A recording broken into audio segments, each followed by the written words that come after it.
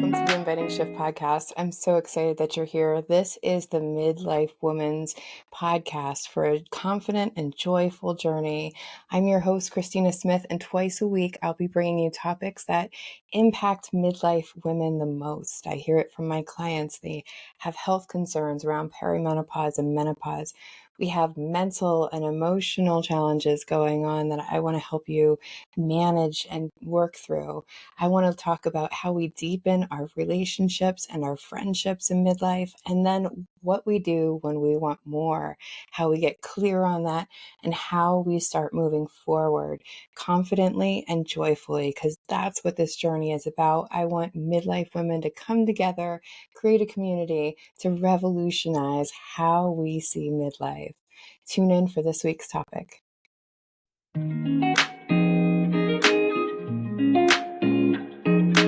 Welcome back, shifters in midlife. I am here to continue our month of self-love talk. So we started in episode 9. I hope that you'll follow all the way through the month of October because we have some really great ways on unlocking self-love. And I know this is a giant topic, perhaps a topic that makes you cringe a little bit. Maybe you don't know what self-love is like. And these are the keys that I've been talking about this month so that you can start experiencing just a little bit of what self-love is and start peeling back those layers of self-love. So last week in episode 11, I suggest that you go back and listen if you haven't tuned in. We talked about compassion and curiosity, and those are two essential steps in self-love that will help us with the one that we're talking about this week, which is clarity. And clarity is essential to self-love. So often we're stuck in that inner critic part of us, which is like this much of all of who we are, this tiny little dot of who we are. And yet we're so narrowed in on that when we're in our inner critic and when we're unclear about ourselves. We think that we have to fix these things. And what I want us to do is get clarity on all of who we are, right? So that we can have a more balanced look. So when we don't have clarity, self-love is hard because of a lot of things. We start focusing again on that inner critic, all of our flaws or imperfections, if you want to call them, the things that we don't think serve us. That's what we're focused on often when we're unclear. We often compare ourselves to other people as well. Oh, this is so easy to do, isn't it? Especially in our social media world where we can see the Instagram stories of people's lives, but we're not seeing the behind the scenes. And that's what we have to remember, that we aren't seeing the little conflicts that they're having within themselves or with others. We're not seeing the things that show up the way that they didn't want to show up. And we start thinking, well, Susie does X, Y, and Z so great. Now, I don't do those things that great. We're also not looking at our own gifts. So when we're unclear, we also seek this external validation. We think that if we are perfect enough or we people please enough, that people will give us the validation that we're looking for. But what happens then is we start living for other people's expectations rather than getting really clear on who we are and what it is that we want and who we want to be, which are really big questions, right?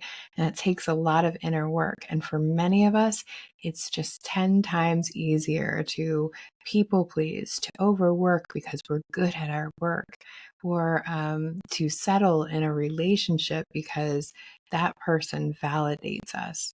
And so clarity helps us to start self-validating. It's great if we get external confirmation, but self-love is about self-validating, right? So that we are the judge of who we are, if we're good enough, if we're not, if we're too much, whatever those judgments we might have about ourselves.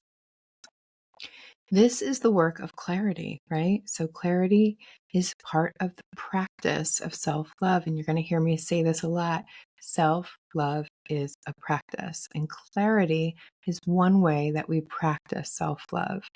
And in midlife, it's so easy for us to be unclear because there's so much going on. Our roles and our identities are changing. Some of us are shifting jobs. Some of us are looking at retirement. Some of us have let go of children because they've grown up and they're off on their own.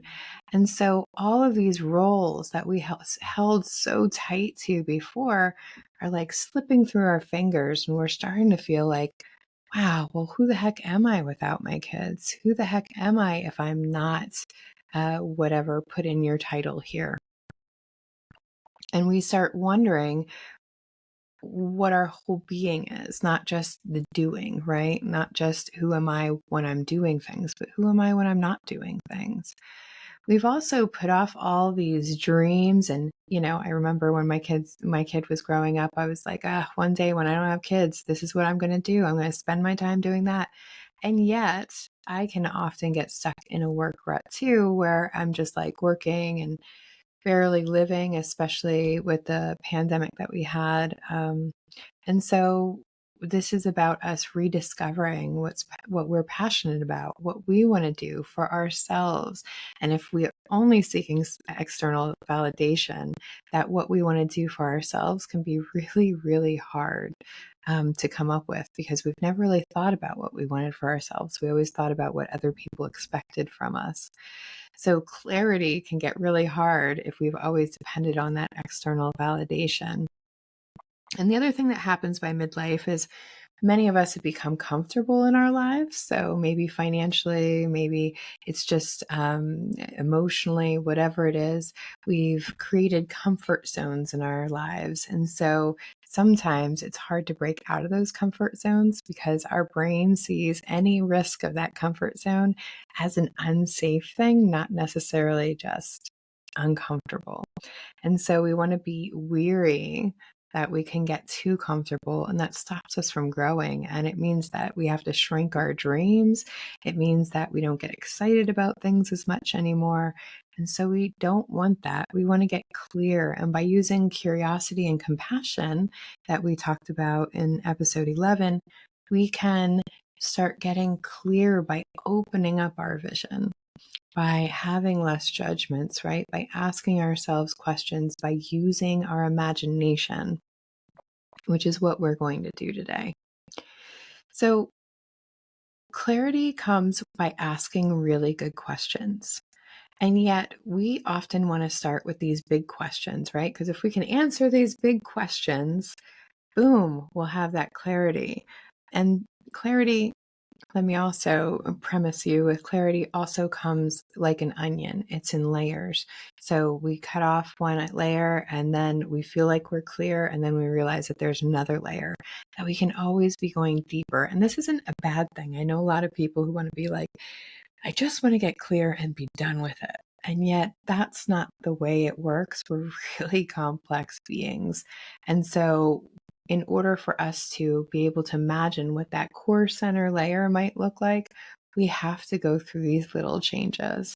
And it's where our growth is. So it's very exciting for us to be able to discover newer and newer things about ourselves.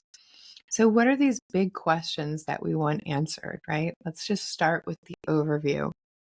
And then we can go into the details.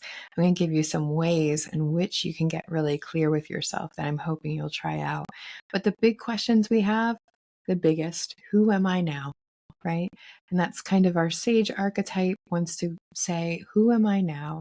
Now that maybe the role of my mothering has changed, maybe the way that my job description or title has changed, maybe just not having a job title anymore. Who am I now with all these things? Maybe I've lost friends. Maybe I've shifted relationships. Who am I now without those people or with these new people? Who am I? Right? So who am I is answered by what's most important to us, and also all of who we are, not just that inner critic view that's really, really small, but all of us, all of our gifts, our strengths, our characteristics, our values. Those are all the things that make up who we are. The second question that I get asked a lot, or that people want to answer in midlife especially, is what do I want now? What do I want, right? It's such a hard question for so many of us because we've been serving for so long. It's hard to then go back into ourselves and ask, like, what do I want now? And some of us um, are afraid to dream, right? Or even change dreams. This is a big one too, is this changing of dreams. Well, I had this dream and I feel like I'd be failing or quitting if I let go of it now or if I shifted it now. And to that, I want to say, not all dreams are meant to happen. Some of them are just meant to get us on one path so we can get on another path. And that's okay. So, when we know whether or not we want to change dreams, we want to start looking at, does this align with who I am? Not, is it hard? Am I afraid? Is it risky? All of those things. But does it align with who I am? If I say that my gifts, my magic, and my values, my characteristics all want this one thing, is that dream still in alignment with that? And that's where we want to get clear. And as far as goals, what do I want now? Some people love big goals. That's their thing. And some of us have done so many huge goals that by midlife, we're like, I'm exhausted. I can't even imagine a new goal. And I want you to know that even if your goal today is just, I'm going to be kind to myself, that's a goal. So, I mean, these goals that we make in midlife can be world changing and they don't have to be. It's okay not to go out and try to cure cancer. Okay? It's okay if all we do today is be really kind to ourselves, and that's our goal every day. So, in midlife, we get to choose what we want for the second half. The first half, we spend a lot of time doing what we think we should, what other people expect that we should. And in the second half, the freedom comes with us starting being able to really dive into, what is it that I want, and living our lives that way. So, who do I want to be is another one, right? And this doesn't mean like, oh, I want to be Beyonce. This is more like, I, who do I want to be? I want to be a person that has these certain values, that shows up with these qualities, that feels a certain way. What do I want to look back and think of myself as? Like, do I want to look back and see myself being generous and loving and kind? Or, do I successful and focused and committed? What qualities or characteristics that I have might I want to grow more as I age, right? As I get older. So those are our big questions. Who am I? What do I want? Who do I want to be? Right? Wouldn't we love the answers to all of those just to land in our laps? I know I certainly would. But these are big questions and they're hard to focus on just like that. So we're going to have to peel back layers. And one thing that we're going to have to use to peel back those layers is a bit of imagination.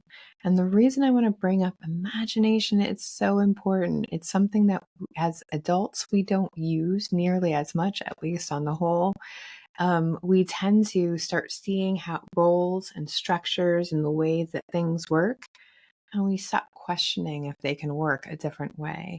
We stop questioning if there's a better way, if there's a way I haven't even thought of yet or imagined yet, right? So imagination is essential to getting clarity.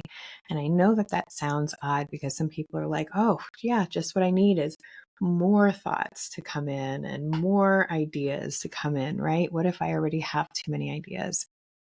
That's the point. We want to see the whole spectrum. Then we get to feel into ourselves and go, what is actually out of this whole spectrum of who I am, what I want, and who I want to be? I get to choose. We're offering ourselves much, much more choice with imagination. It's part of that curiosity lesson that we talked about last week. So, imagination is one way that our inner wisdom speaks to us about what's truly important to ourselves. So, I often do visualizations with my clients. That's one way that they start unlocking the inner wisdom that they have within themselves. I don't give them the answers, I give them a scenario. And their brains fill in what that looks like, what it feels like, what it smells like, what happens there. And all of those details are really important because that's our inner wisdom offering up little bits of information.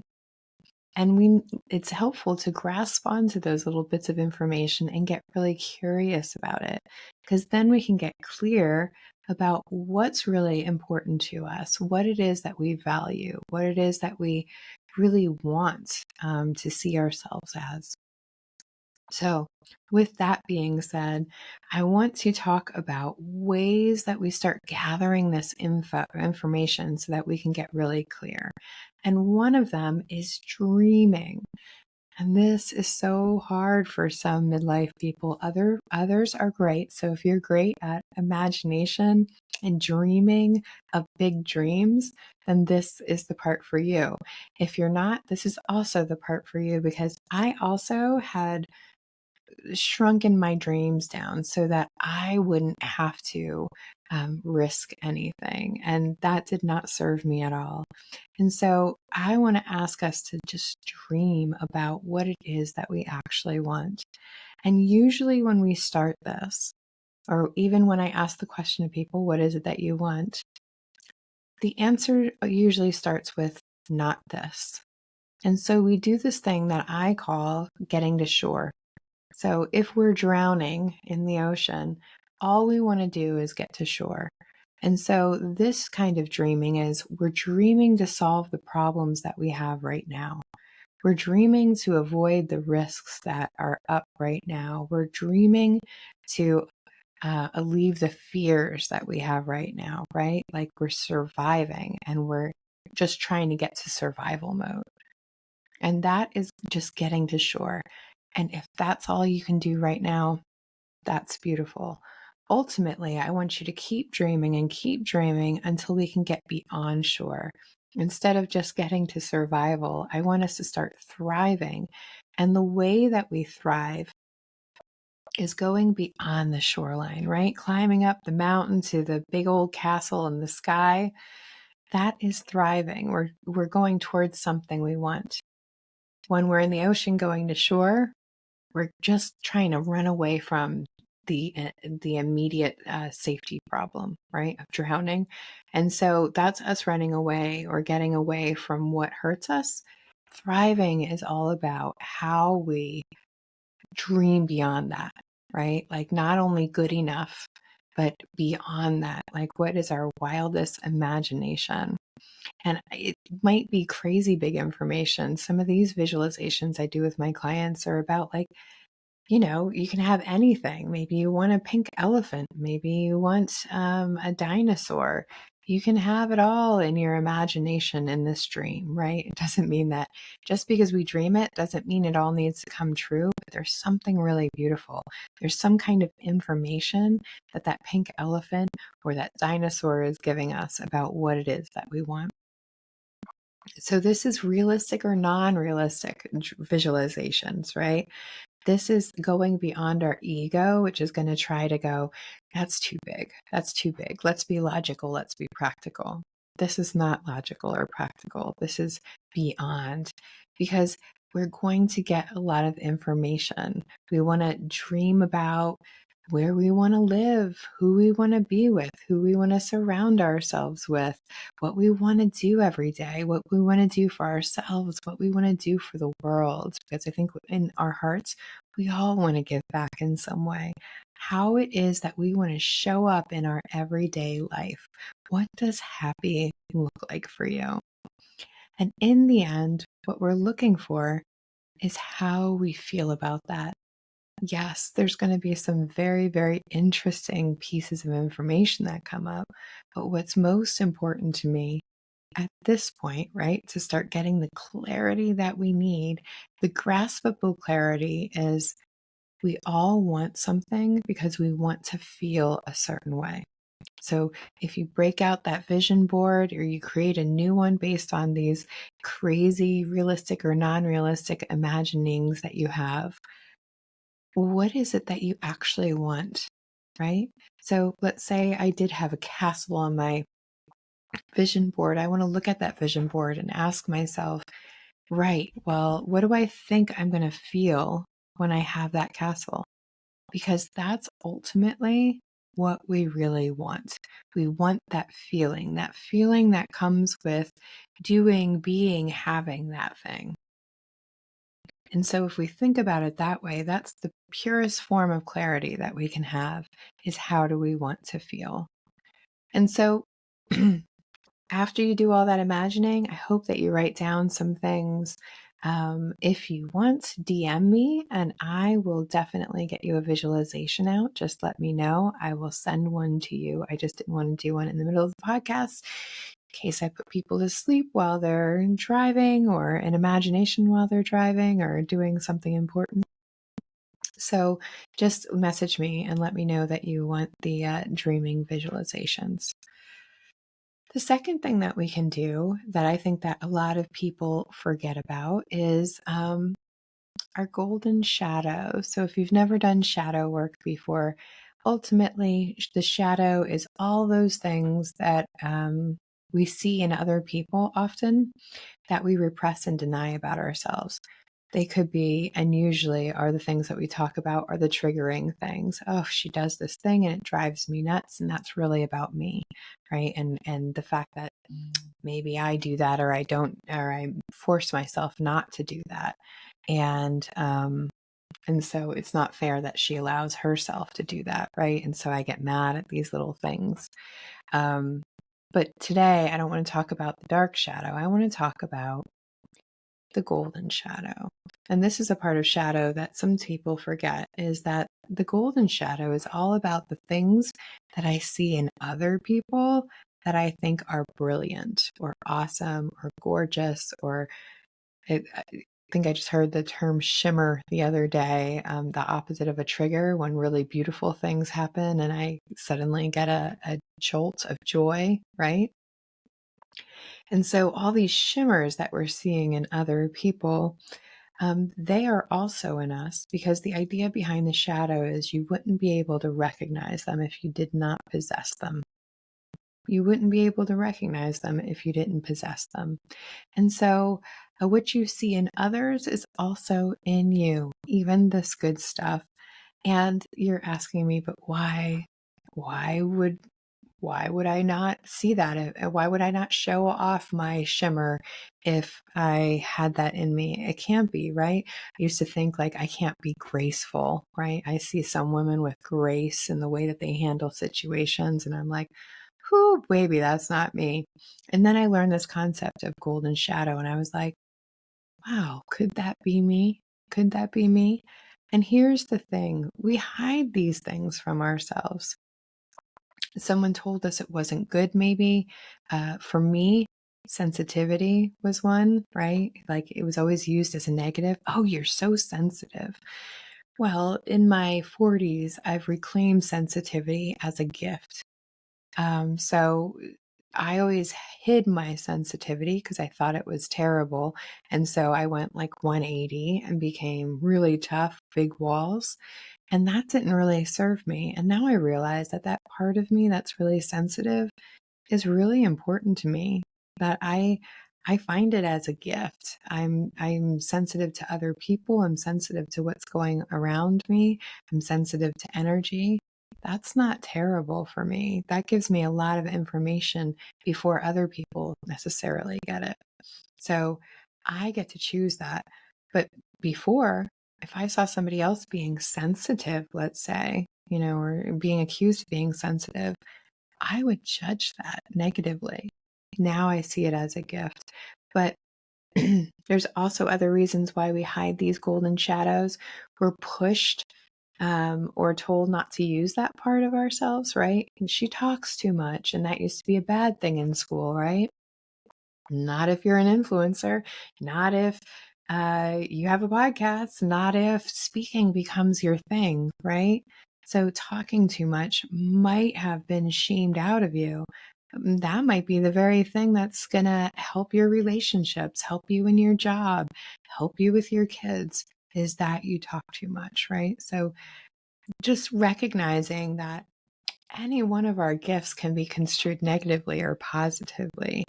And it was our inner child that didn't know how to deal with the criticism of them. So she hid them, right?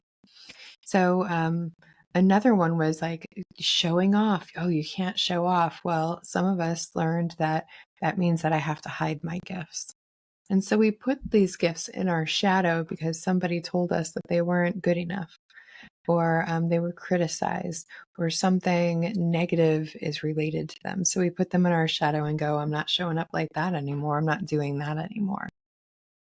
And so that's why we hide these gifts. We can transform these beautiful gifts that we see in other people into our own. And the way that we do that is by growing those gifts. So here's the exercise that I want you to do on your own. I want you to think of 3 people that you greatly admire. Like, you think that they're awesome, right? Like, and maybe for me, it would be like Ruth Bader Ginsburg because she was so committed to the cause and fair and just. And I might start thinking, wow, I don't stay committed to causes enough. I don't give enough commitment. Or I don't know, always know if I'm being fair in my head. And yet those qualities are in me because remember, if I can see them, they are also in me. It may not mean that my fairness shows up like hers, right? We might have, I'm sure that we probably disagree on several things, right? So it does not mean that if I see grace in someone else, that my grace is going to look like her grace, right? We all have different shades of these characteristics. And so we want to just make sure that we know that just because I have vibrance in me does not mean it's going to look like, Taylor Swift's vibrance. It's going to be different, right? But I want you to look at these 3 people and pick some qualities that you greatly admire about them. And I want you to really think about like how you can embrace more of that for yourself. That I want you to know that you already have that in you, but I want you to start thinking about like how can I explore those gifts more? How can I use these gifts more in my life? Because probably they all had to practice at these gifts to get really good at them, right? And so I want you to see them. And then if you had those gifts, if you could see yourself really expanding those gifts in your life, how would you feel? How would you feel about yourself? Because remember, we're going back to feeling. So this is your imagination saying, if I could put that in my life, what would it be like? And then feel it out. What are the feelings? Like, how would I feel? How would that help me feel about myself that I want to feel? So then we have all of this information from the visualizations of this getting to shore and beyond shore, right? What would that dream and imagination look like? Looking at these people that we admire, getting all their qualities, and what would I feel like if I could show up like that? And you might be thinking, like, that's a lot of information. How is this getting me clear when we're just adding and adding and adding information? We're an editing generation. I get that. Short text, short posts. We don't want to go on and on. Get to the point, right? So that's a lot. But this is where we start connecting, right? This is our inner wisdom saying, wow, these things are some of these groups of things are pointing towards specific things. And we want to start creating those lines and starting to see like, what is a common theme that's coming up? And sit in our own inner wisdom and really say, well, what is all of this about? And then what I want you to do is come up with like 3 to 5 words tops about how is it that you really want to feel. That's the clarity that you can start with. And this is all we talk about in the intentional and aligned method. We're going to do it in a weekend in December of 23. So if you're interested, let's do that, because this clarity is so essential to self-love. Self-worth, self-esteem is getting really clear about who I am so that I can love me in a really good way. So this is about setting intentions. And these become our intentions, because what I learned in my life, especially in my early 30s, I had checked all the boxes that I was supposed to check, right? Like I went to college, got the job, had the husband and the house and the kid. And I did all of those things. I checked all the boxes, and I was never more miserable in my life, even though I had been told I would be happy when I got there.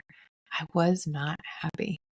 And what I realized was that if we want to be happy when we get there, if we want to be happy when we get all the things on our vision board, we have to bring happy with us. And so, happy meaning whatever it is that you want to feel, that's just a generic term, right? But if I want to feel love, connection, and peace, I'm going to have to bring love, connection, and peace with me. Does that make sense? So that becomes our intention. I'm going to show up every day with love, connection, and peace, because that's what I say is most important. And when I'm aligned with that, more love, connection, and peace is going to come into my life. So we set our intentions on the way that we want to feel, what lights us up most. Don't pick the hardest feelings. Pick up the ones that when you bring them into your heart, they feel exciting. You get turned on. It feels like excitement and vibration in your body. The energy feels aligned, right? You might need to practice that, but that's okay, because, like I keep telling you, self love is a practice. So, next week, we're going to continue our journey into unlocking this self love. It's a course too, in case you're interested, and it does come with the Modern Midlife mentorship. So if you join the mentorship, this is a course that you would get on your own. You would get the visualizations. You would have access to doing the course with us. We do a half-day experience twice a year. You would be able to come join us for that. It's a little different each time. And you can go deeper and deeper and start peeling these onions off of this huge ball of that is you. That's the best way I can put it right now. Anyway, so to wrap up, in episode 11, we talked about compassion and curiosity, essential steps to self-love, right? And especially to getting into this clarity, to get into this clarity. This compassion and curiosity is essential because we want to open up. We want to let go of the judgments and all the restrictions that we put on our thinking and open up and see the whole big picture. Then we can get really clear. And that's what we're talking about, expanding our vision to see more possibilities, not limiting ourselves or focusing on some specific path. We can be all the things, right? The clarity is for us to see all the possibilities. Next week in episode 15, we'll talk about how to use this clarity, how we start moving forward, getting movement. And we're going to talk about two of my favorite keys, which is courage and choice. And of course, with that is going to come a lot of fear, a lot of inner conflict, maybe even outer conflict, and we'll talk about that too. So I hope that you'll join us next week again. Have a great week, shifters.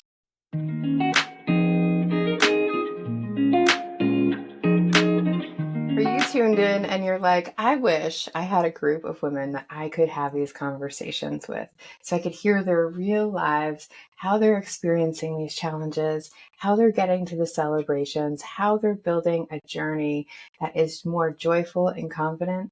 Well, I got you. I have created a community called the Modern Midlife Mentorship, where we have a modern perspective over what aging and what we look like aging looks like today. It doesn't have to be sitting in a rocking chair. In fact, there are so many women out there doing so many amazing things, as you can hear with my guests on the podcast.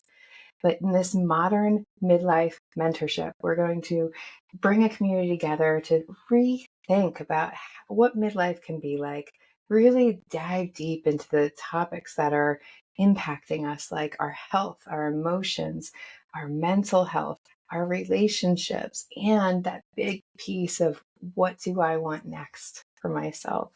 So, if you are interested in being in a community, making more connections with women in midlife, and getting all the tools you need to really move through the challenges and get to those celebrations, then I want you to click the button below for the Modern Midlife Mentorship.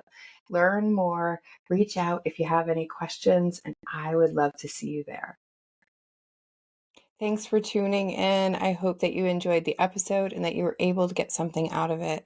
If that's true, then on Tuesdays and Thursdays, every week this season, I am going to be releasing more. So make sure that you hit that subscribe button, hit the like button, leave a comment. It all really helps us get seen by more women so that we can really revolutionize how we see aging and how we see ourselves while we're aging, so that we can age more joyfully and confidently.